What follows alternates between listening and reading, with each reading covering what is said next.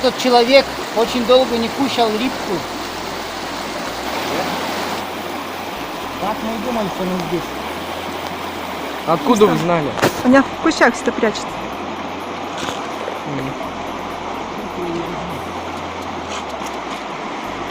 Потом главное ее поймать, пробить ее, а то еще унесет.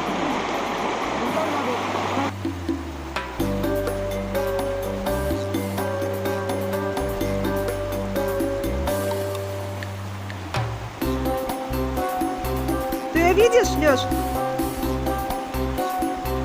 Видит. Сравнивает. В маске. В А маске. ее там легко увидеть. Как легко? В маске. А, в маске.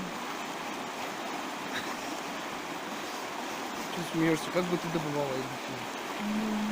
Ну раньше Дверцу взяла. 1000 лет назад тут полно этой рыбы были. Поймал? Да.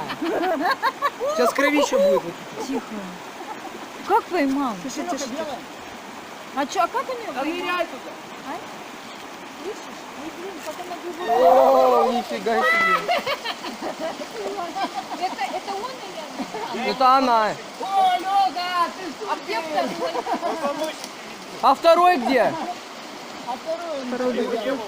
А, тут только одна была? Воздушник перебил, она даже не дергала. Прям щетка попала. Вообще супер. Классно мы с тобой пиццу сделали. Да он сейчас уйдет. Ты ее положил там. Она сдохла. Покажи свою штуку, из которой.